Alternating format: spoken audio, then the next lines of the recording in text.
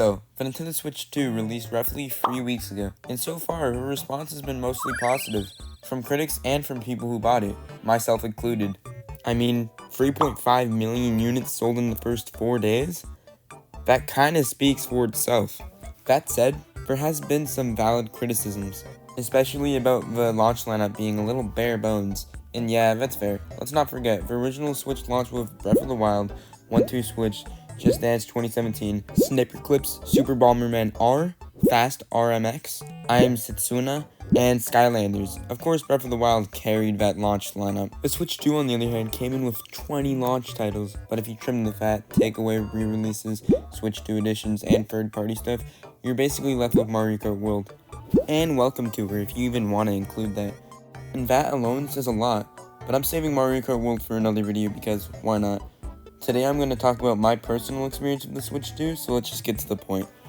The Nintendo Switch 2 is good, like actually good. Not good, but good. It's been out for 3 weeks, and yeah, I've got a few criticisms, but they're mostly small. The battery life sucks. It's understandable when you compare it to something like a Steam Deck or any other handheld PCs, but still, come on Nintendo. The home menu is basically the same. Sure, technically they changed the text color to a brighter blue and added a bottom bar instead of the circles that they originally had in the menu, but that's it. Nintendo easily could have done so much more. Look at the home menu I designed. I added bars at the top and bottom, just to make it more original. Also, Game Share is a part of Game Chat now, and same as NSO. Oh yeah, and why not add themes? They work how they work on the 3DS.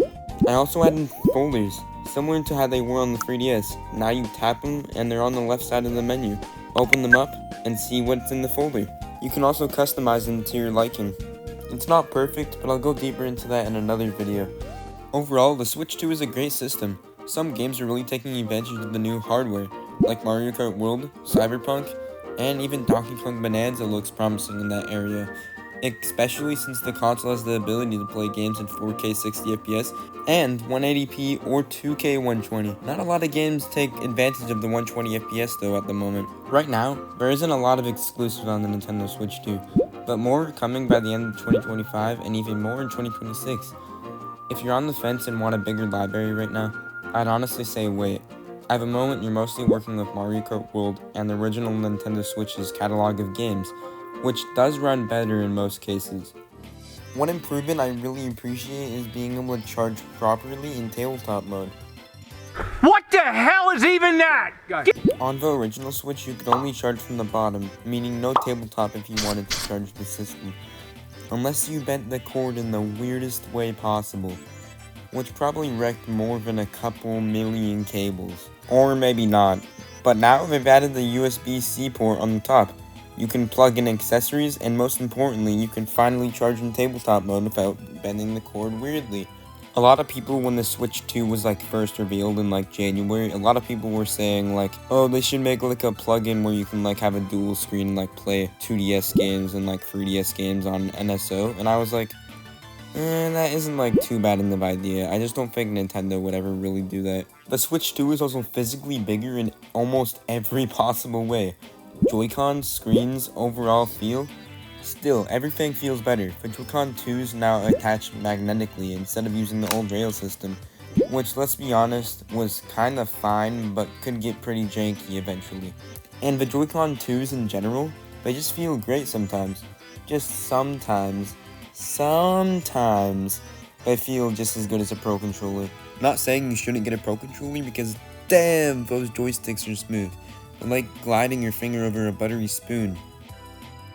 Another one of the Switch 2's wacky additions is the mouse controls. It's as easy as flipping the Joy-Con on its side and it'll activate. Games like Fortnite, Splatoon 3, and Welcome to Her use these, and probably even more. These are just some of the games I came across that support it. Metroid Prime 4 Beyond is also supposed to support it. But Nintendo Switch was something special, and the Nintendo Switch 2 is continuing that train, and I'm all for it. Well, except for price, but that's a conversation for another day. So, is the Switch 2 perfect? Yeah, kinda. It's pretty much what we expected, even though if it's not completely perfect. Every video game console is gonna have its flaws, and the Switch 2 is no exception. But for now, the experience has been good. I can't wait to play more games when they release further down the line. So, until time next. Wait, bro.